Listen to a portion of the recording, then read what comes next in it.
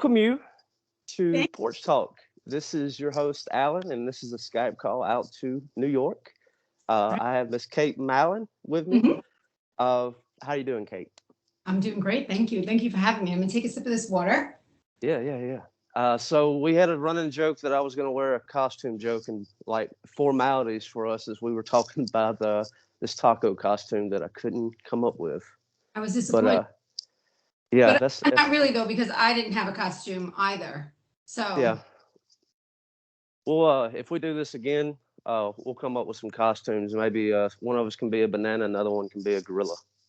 I like that idea. Right. Yeah, So you text whoever your guest is, and you say this is what I'm wearing tomorrow, and then they have to come dressed appropriately. yeah, You yeah. know? I think that's the thing. Yeah. It's got to be. It's so good. All right, so Kate, just tell me a little bit about you. Where did you grow up? So I grew up on Long Island, New York. Um, So it's funny because, I didn't listen to a lot of country music growing up myself. My dad did. He's a New York City fireman. He only listened to country music, really. So my exposure to country music was, the 80s, like just older stuff. And then Mhm. I just kind of just grew away from it. We didn't even have a country station growing up. Like it was crazy. I know it was Yeah, weird.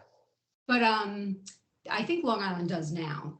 But so I did always listen to like folky singer-songwriter types. And when I moved here to Buffalo, it's almost 11 years ago now, um, I started writing music again. And hmm I kind of fell into the genre of country music because country music has changed a whole heck of a lot, you it know? really has.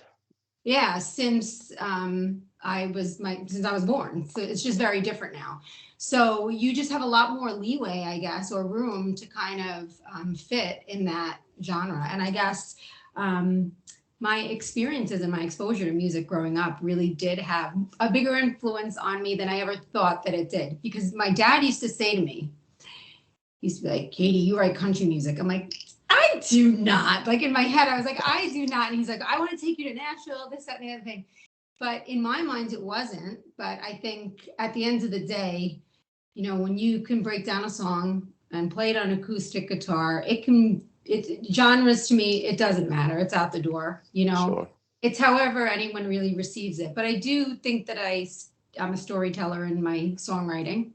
And so Yeah, that definitely. has a lot to do with it, for real. And and so you and I, we have a mutual friend, Fuzzy, Mhm. and he told me that you were a big part of him entering the singer songwriter contest that you went on to win, right? Yeah, yes. And I, so I how did strong y'all armed meet? him. I strong armed him into it. No, I called him up. I called him up and I said, I hope you're going to be trying out. So Taste of Country um, in Nashville had a program called the Taste of Country Risers, and it Mhm. was down in Nashville, and it was a year long. Anyway, the program was like wildly successful. So a lot of artists that came out of that got record deals, like Devin Dawson and Callie Shore, and a whole bunch. And they decided that they were going to open it up to the US because they said, well, not everyone that writes country music can come to Nashville. So let's just see who else is out there. So our local station sponsored it because they were part of, there were like 15 stations across the US that got involved in the contest. And then anyway, long story short, I entered, I won, and then the following year they ran the contest again.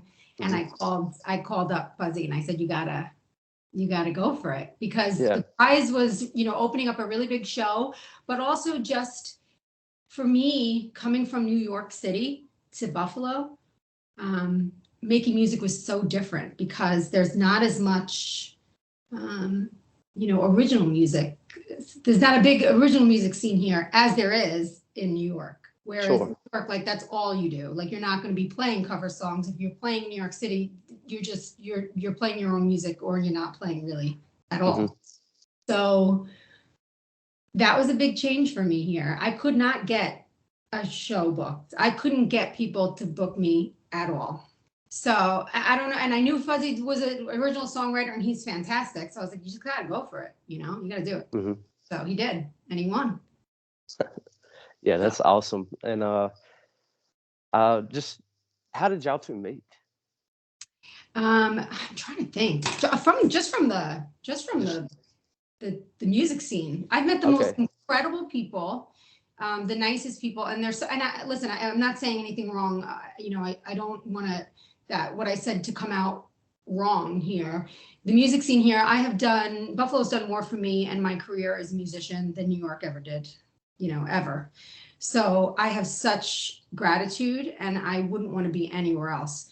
Um, and it's a small group, so you get to know everybody, and it's really, really cool. There's lots of amazing musicians here, and there's some really, really good country artists here, original country music artists, and it's so big up here. I didn't expect that. I didn't know that Buffalo was so big on country music. They really are. Yeah, I wouldn't have either.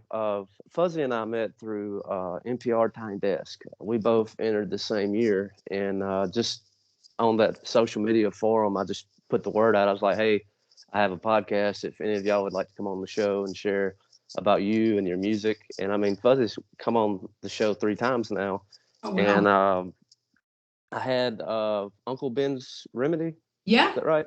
I Yep. had them on the show, and so I'm getting familiar with the Buffalo scene. And I gotta say, is exactly what you just said. Is just reiterate that is like some of the kindest people I've ever met. I know. Wonderful people. Yeah. So just back to childhood, has it always been music for you? Like, did you come up in a music family? Kind of. So I started playing guitar when I was 6, like 6 years old. My parents, they were like a little strict. I have an older brother and an older sister. We were not allowed to watch TV growing up. My mom was like very anti-television. We were allowed as we got older, like 1 hour a day, but it was like Little House on the Prairie. So like there's so much stuff I have not seen. It's so funny. But we all played an instrument, and they were very strict with us practicing because they were paying. I didn't grow up with a lot of money, and they were paying for lessons, so we had to practice. However, I my brother played clarinet, my sister played the flute, I picked the guitar. So at the end of the day, I mean, I was always like, come on, guys. They were very good. They were like all state, like first seat.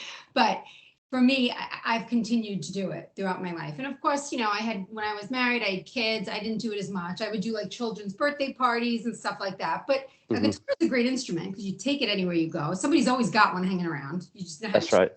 you can tune a guitar, you're good to go. So it's really always been something that I've done. But when I went to college, um, Jules' first album, Pieces of Me, came out, and it like changed my whole life. Oh Like wow. it was it was incredible. And I said to myself, if she can write an album like as beautiful as that and as meaningful and personal, then I can do that with my songs. Because all the songs that I wrote were very, you know, just heartfelt kind of stuff. So I never Uh, really wanted to share them all that much, with everybody. But um, I did. I started a band and I started playing out, and it was good. It was fun. And then I took a break, and then back at it again. I don't know. It never leaves you, right? You're a musician. So yeah, it's who you are, it's part of you.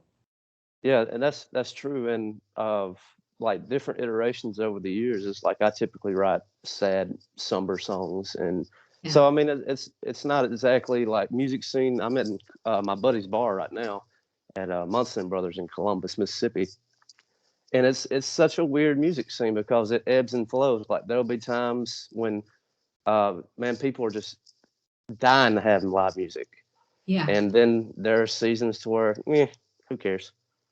And so, I mean, these music scenes around here, they seem to just kind of ebb and flow. And, uh, it's, I try to get people to play with me if I get a show.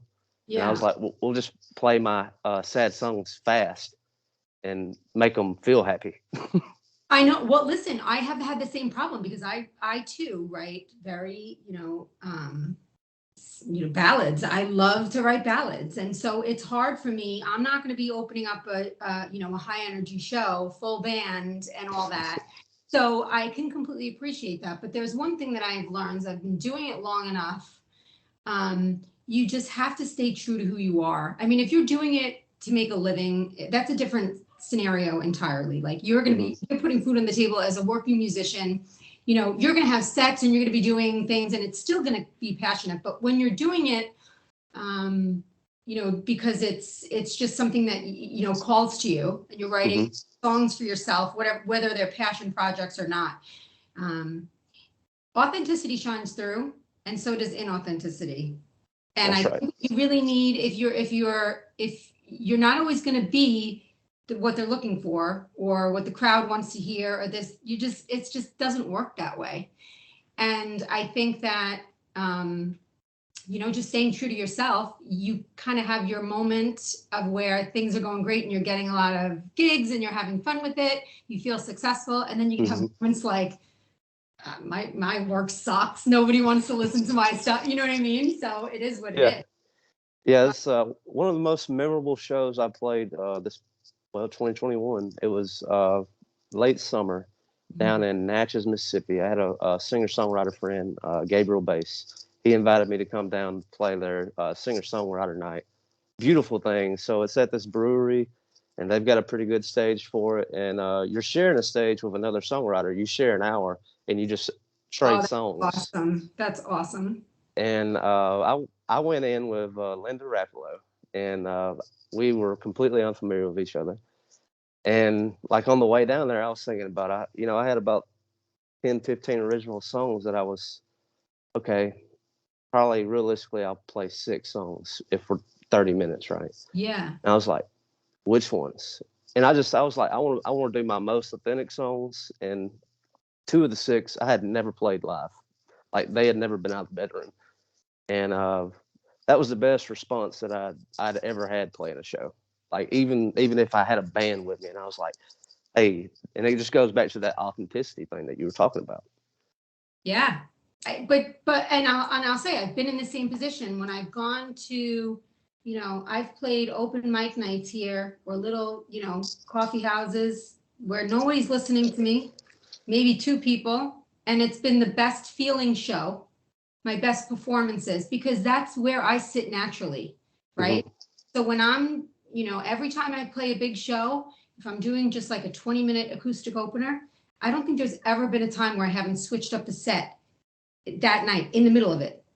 Because I'm reading the crowd, I'm second guessing myself. I'm like, this is what they want to hear. They don't want to hear the slow song. I always think that it's going to work out so, you know, it's tough. I have a very hard time with that, but it's probably because I'm in my own head. When I go down to Nashville, if I do a writer's round, I'm so happy.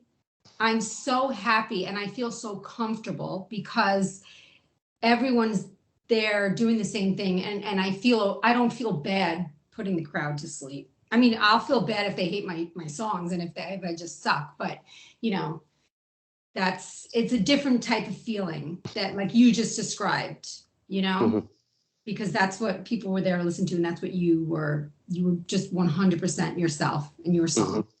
It's a good feeling. It really is. So you just released a new song, and I wanted to just walk through that whole process. Even I love the artwork for the song, the Ferris wheel. So tell us a little bit about the latest single. Yeah. So believe it or not, I recorded this song along with 5 others last November, so a year ago. And I went down to West Virginia and I recorded at the home studio with Chance McCoy, and he used to play guitar with Old Crow Medicine Show, but he's got a beautiful home and a trailer that he keeps on his property. And then he has a separate little building. It's bigger now. He's actually expanded. He sent me like a drone video from it after I left. I'm like, well, now I got to come back and come to the even bigger and better studio. Right.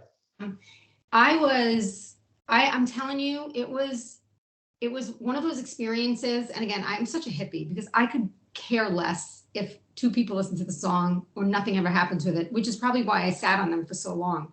the experience of recording these songs and being there was enough for me. And it was what I needed for me to release them. It was about me releasing those songs more than me releasing the songs, if that makes sense. Yeah, it totally does. Yeah, tough. Yeah, especially, and I was wondering if like you held it just because, well, I can't really play it out, which I don't know how the scene is right in Buffalo right now, but I figured you might have recorded it and just held it until the time was right, and that's a really hard thing to do.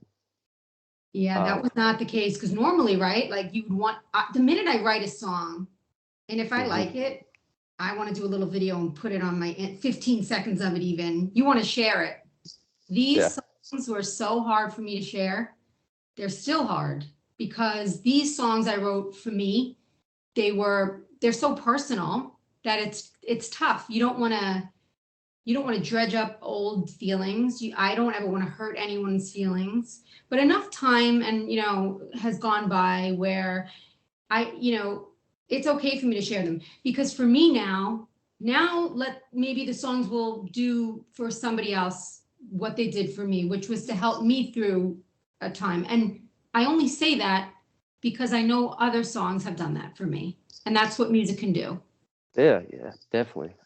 It's the power of music, and let's say, whenever I'm sharing a personal story within a song, usually I'll cloak it in. I would never call the person out by name in the song. Right. Right. Of I might name off the location, or I might give a personal detail about the location, but never the actual person, and then try to cloak the feelings. And it's always crazy, like when you get feedback from people, it's like, oh, I know who that song was about, or I totally felt what you were conveying, and they'll share. It was like, oh, this is about this, and I was like, it wasn't at all, but I'm glad that you got that message. Another powerful thing about music is like I was a little brokenhearted, and you took it as something totally different. Well, that's right. And at the end of the day, when I think about it, I'm like, well, you know, it's not, there's certain people within your close family that might listen to some of these songs and say, oh, I know, same thing. I know who that one was about, or I know who that, but hmm to be honest, so many years have gone by since I've even written them. And yeah, I feel like it's just once a song, people aren't listening to your music like that. You think they are because that's kind of where it was coming from in here. But especially Yeah, people you aren't close with, they're not thinking, some of them aren't even listening very closely to the lyrics. How some people don't really, you're into the lyrics or you're not. It's just kind of more like the mood of the song. yeah. It's So got a good beat. mhm, exactly. So, but I definitely feel like there was some sort of psychological component there, I'm sure, of me not putting them out beforehand, because I never really had any, and I still don't have any plans to do like an album release or anything like that. I really don't have a desire to be a performing artist. I Okay. want to be a songwriter. I consider myself a songwriter. Um, and that's really what I've been focusing on a whole lot. So, and I don't think a lot of people realize that about me. I think that my even close, my extended family, I think they all, because I do play out live, but I do that because I love to network. It's a great way to meet other songwriters, and it's a great way to just express myself. Yeah. But I would never, I'm not looking for a record deal or to go on tour. Like I am too old. I am too tired. I have no desire. So that's the whole other side of the music project that we'll touch upon, in a little bit. But um, yeah, but this album is super important to me and I'll play it out, around here a bit, but I don't expect that it's going to be anything more than that. Yeah. Well, and I think that's totally fine. Even if it's this is for me. I needed to. This art, it had to be on a shelf. It needed to be. It needed to be real, Yeah. or however to put it. So just your friend in West Virginia. How did y'all meet? So I met on Instagram. Same, I think that um, he might have had like an ad running or something. Anywhere I was following him on Instagram, and I saw one of his posts, and it was during the pandemic, and he wasn't touring, and like so many other musicians, and he, decided that he would record at his house. And so I took a shot. I'm like, well, this is, Chance McCoy. Like, he's not going to take me on. You know what I mean? He's not going to produce my album for me. So anyway, I reached out to him and sent him some stuff, and I feel very lucky because it was such an amazing experience to work with him. He's so talented, but he also was very, he lives there with his girlfriend, and she was like so nice, and we hung out like fire. They took me on walks around, and it was so healing to me. And I kind of cried, and every song that I would tell him about, I was like, like, I swear I cried every day. You must have thought I was a mess. Like there were days when I was just like, I just want to sleep the whole day. I just want to stay in the trailer and listen to the coyotes and I don't even want to come out. I just want to make it like a vacation. Mm-hmm. And, it was just one of those experiences. So anyway, yeah, I feel like it was all meant to be. I got the urge. I saw this post. I reached out. He happened to have the exact time that I was available open, and it worked out. Weird. Cool. Mm-hmm. Yeah, and that artist retreat, we have one nearby. It's being worked on as we speak. It's going to be like a bunch of cabins, and the guy that runs it, he's an artist, so he'll have his workshop to where he does all his art, and then he's building another building. Like if artists need to escape for a while, whether it be music or art or whatever it is, poetry. And you can come out there, but like your stay is, I mean, you got to be putting in the work. So, helping around the property, whatever needs with that. Amazing. And then you also have to be working on yourself. It's like you got to put some art out, dude. Yeah. That's what you're here for. So what is this? What is this? This is like an artist retreat. Are you attending it? Oh, it's not official yet. It's everything's still being built, but it's the McGowan Art Studio. It's in just outside of Starkville, Mississippi, and a little place called Sesames. And I had Joe and his son on the podcast, and I went out there, and he was kind of sharing the vision that he had for it. Is like, I want this to be a place where artists can come to have a retreat, we can help each other. I can show them how my mind works, and I can see how their mind works, and it'll make us both better. Absolutely. And so anytime like he has someone interesting, whether it's a musician or an artist or whomever they are, he'll give me a call. He's like, grab your equipment. You need to be out here and meet this person. And like every time I go, it's like a super, super legit artist or musician or photographer. He's got one talented friend. His name is JC Long. He's a electrical engineer, and he started designing guitar pedals. Yeah. And like, dude's just wicked good on a drone. His photography is insane. Like, the dude is just like an all-around artist. Things like that's my dream. So this is.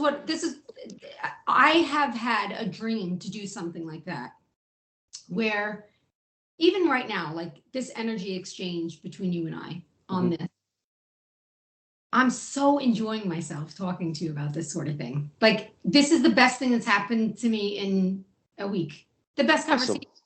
Because I feel so connected. And it coming off of the, pandemic or the lockdown, but even before that, being a mom, working, writing at night when I can, or like when I would get the urge, sometimes just so tired, or just like a voice memo into my phone. I've realized that I need that connection with other artists, whether it be my best friend who teaches dance. I'm like, I'm getting the chills because sometimes I'm like, just give me a video of your kids, like her senior girls who are like so good. And she's building like playlists. I'm like, show me some choreography, because I feel like I need to feel that creativity. I could smell it or feel it or touch it, something. And I crave that. And sometimes, I just, when I recognize in myself, that it's so low and you just want to be in one of those. I would love to do something like that. Yeah, I mean, it's Because that is so incredible. And whether not even another musician, like you said, like just anybody, that creativity is so cool. And I've probably been out there 5 or 6 times now, and every time it's like it's exactly what you're talking about. Is like you don't want the night to end. The conversation is just exactly where it needed to be, and you leave uplifted, and he's like, okay, I can't keep doing this, and it's crazy. Like, so your story about being a mother and like finding time to write. I like Iron and Wine, Yeah. and I don't remember who interviewed him, but they was like, so you got 2 kids now, and so when are you finding time to write? And he said, at 4 in the morning. Right. And he says, what? Yeah, I get up at 4 o'clock in the morning for anything on this earth has moved. Everything is completely still and quiet. And I have until 5:30, 6 o'clock. And if nothing comes out, nothing comes out. And he said, but sometimes I run out of time and have to come back to it later. You know what, though? It's so funny because I bought a book called The Art of Work or The Work of Art or one of those things. And I'm not a disciplined person when it comes to, there's certain things that I'm disciplined in. But when it comes to making music, it was always just an impulsive or a response to it was come from a very deep emotional need to do it, to write. But what I realized is that if I want to be a songwriter and do it for a living or get artist cuts, I've got to make it a priority. And they say, like, you got to get up, you got to this is my time to write. And it was so difficult for me because I'd be sitting there like,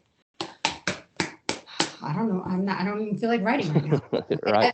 Like, what am I going to write about? So it's a hard transition for me to do that. But I have found that when I do make the time and carve out the time and make it a priority, eventually something will come.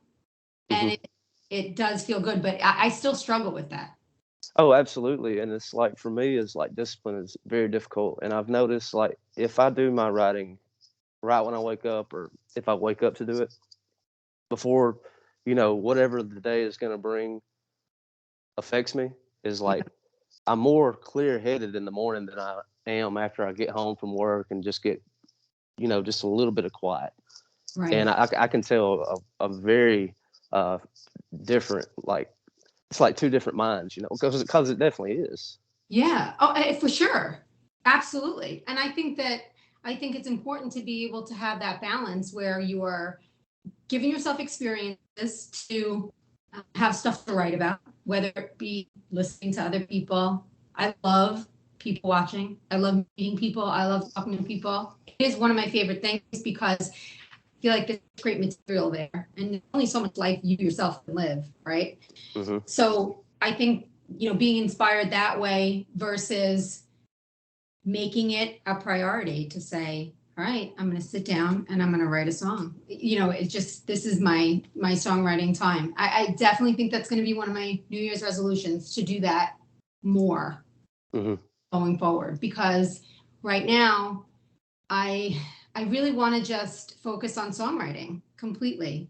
And I'd love to just write songs for like sync, television, movies. It's fun for me. I love top lining. I love going on to like BeatStars and just finding tracks and like writing to that. Like, it's very enjoyable to me.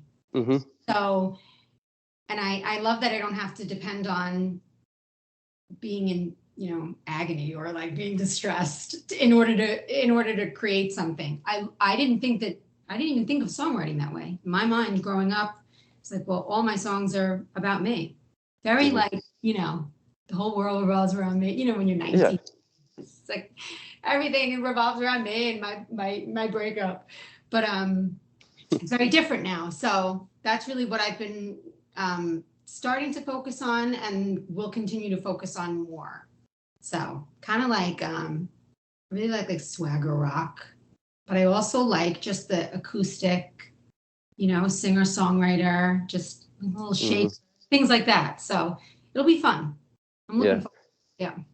Cool. Tell me about the artwork. Like, did you take that picture of the Ferris wheel? Or? I did not. However, I already have all of my cover work for all of the singles. So releasing music is weird. I've never done, I have had a CD out before too, actually, but long, long time ago. So in my mind, I was like, well, I'll just put out the EP, and everyone was like, no, you have to put out a single. So then Spotify can get it on the list and this, that, and the other thing. So I didn't think, there was a whole learning curve there. So the Ferris wheel is meaningful to me and these songs in a personal way. So each song is going to have a different Ferris wheel on it. So they're really cool, really cool. So the artwork is licensed from just a website that you can license pictures from. So I did not take it, but I do like to take pictures, and I take a lot of pictures, and I'm surprised that I didn't use one of mine. But yeah, I mean, I saw the artwork, when Fuzzy was sending your information over there to me, and right when I saw the artwork, I was like, I got a thing for Ferris wheels. I don't know what it is, but it's like it sparks a lot of different like emotions, and that particular picture is kind of spooky. It is in a way. I know. It was man, it's Ferris wheels, man. I know something about it, right? And that one, that kind of like blue, it's like that twilight. And each song, I mean, it's so funny. A lot of people have commented on the artwork more than the song, I think. And I'm so happy that I went with that theme. But it was one of those things where I'm not a big fair person. Like they have a county fair up here that's tremendous. It's huge. I didn't have that growing up. You went to New Jersey to go to like Six Flags. That would be it. And I don't like Ferris wheels. They frighten me. I will go on an upside down roller coaster. Ferris wheels terrify me. And getting stuck up top. Yes. I don't know. They're so slow. I'm like, why is it so things rocking? There's something about them that is creepy and kind of like that, like eerie, emptied out county fair, but like on a smaller scale, not like a really good big one. So yeah, but they're beautiful. They are beautiful though. When they're lit up, I like to watch them. I like when they're in the city. I like when they're by the beach. I like to see them, but me, I don't like getting on them. I don't like getting on them. So anyway, but yeah, so that's the artwork. So I hope everyone will enjoy them as the songs come out. Yeah. I mean, it's I'm looking at the artwork. I click on the song and I'm listening. I'm just watching the artwork while I'm listening. And I was like, I don't think you could have. It was a good pairing. Yeah, and honestly, I didn't realize like when YouTube creates the video for you, it just puts that picture up there, and it was the same thing, and I just knew it. I saw it, and I was looking for Ferris wheel. I mean, there's so many pictures that you can license a Ferris wheel, but I saw that one. I said, that's it. That's the one. Yeah, so this is going to be, you said you had a CD out in the past? Yeah, a long time ago. So now you're working on your EP. Right, yeah. And so, Fuzzy Talk, I haven't released anything on like Spotify or anything. I've got a couple of my songs on YouTube, and those are like bedroom recordings. Yeah. But I've had conversations with Fuzzy, and he's taught me a lot when it comes to like when you get ready to release it, you can't just let it all out once. You got to go real slow and methodical with it. Because it's all about the algorithm. And he told me, he called me up on the day of my release on Friday. He didn't know I was putting out a song. Nobody did. I didn't tell anybody. I wasn't really doing much, promo about it. And he's like, it's beautiful. I love it. Da, da, da. And so he kind of walked me through the same thing, because I said, well, I'm just going to put out the rest of the songs in a month or two. He said, well, first of all, don't release music in January. I didn't know that. And I said, I don't want to be bombarding people once a month with, listen to my new single, 5 more times in a row. And he said, no, you can just do a quiet release, like release them to Spotify, iTunes, see about getting on the list. So I'm going to do it. He walked me through it. I'm going to do it that way. But I wouldn't have thought, again, these are the things that I don't like to do, these sorts of things. To me, I'm like, just put it out, and on to the next. But it's important. And this is where I need to be more disciplined with my crafts. So, um, it's funny because I'll spend hours and hours and hours and hours writing a song, re-recording this, but getting them into the system to get paid or, getting them copyrighted, it's all that stuff that I'm like, I don't want to bother. I don't want to bother, I don't care anything about that part. Mm-hmm. So who all was involved on the project, like on the recording? I heard several different instruments. So I wrote all the songs myself. So I didn't have any co-writers, and I do co-write, but these songs just this EP was just a personal project that I did. Chance plays some drum and guitar. And then this is funny. So with this song, Keep On Loving You, I played it for him. And then we were kind of talking, and he's amazing at the fiddle. He can play everything really. And we were trying out different sounds and stuff. And he says to me, I know a guy, and then we're in the middle of West Virginia. Okay, there's like nothing around. And he's like, I know a guy. He lives like, I don't know, 20 minutes away. His name's Don.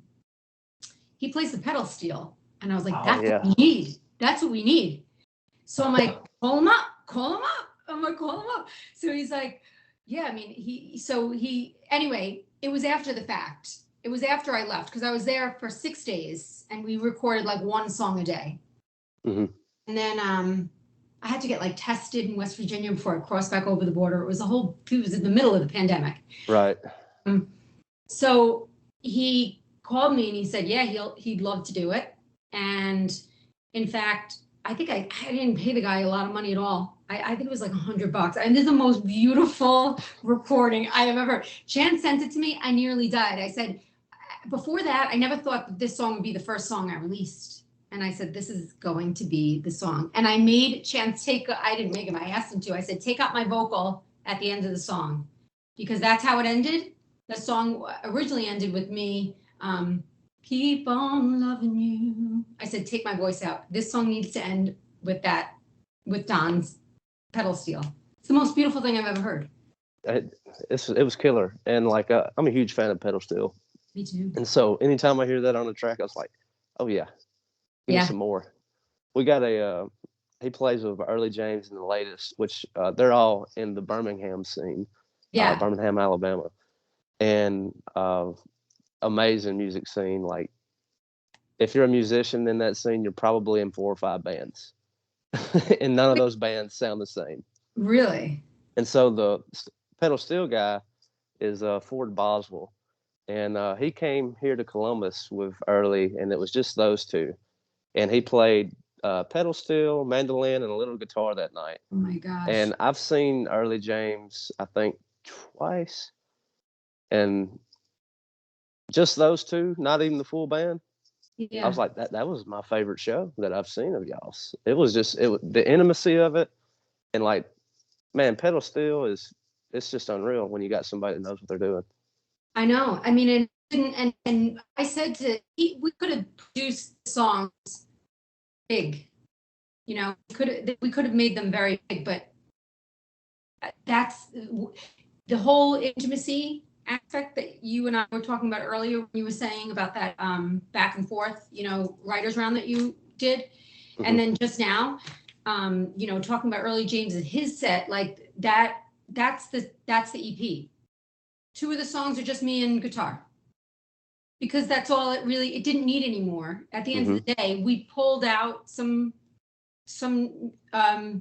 instruments from some of the tracks because it just didn't even need it. They were beautiful, but it just didn't need it. Yeah. Yeah. I really wanted it to just be, so I know I mentioned Jules. I smell something burning, but I want to make sure. I feel like my daughter's making like food. Is she burning the house? Is the house on fire right now? What was I saying? Do you need to go check? No. I think it's okay. I'm like looking under the door for like smoke. I'm not going to move until I actually see smoke. Wait, what was I just saying? We were talking about the intimacy of the record and like, so There's tracks where it's just you and a guitar, and then Yes. Anyway, who knows? But I think that my point probably was just that. Oh, it was Laurie McKenna's Kitchen Tapes. yes, yes. Laurie McKenna's Kitchen Tapes, hands down, my favorite, and maybe Patty Griffin's Living with Ghosts. Those two albums are how I would envision myself as an artist. If I were to rate, like, to me, that's how I hear my music being expressed. Okay. And Laurie McKenna is just, it's just her and her guitar.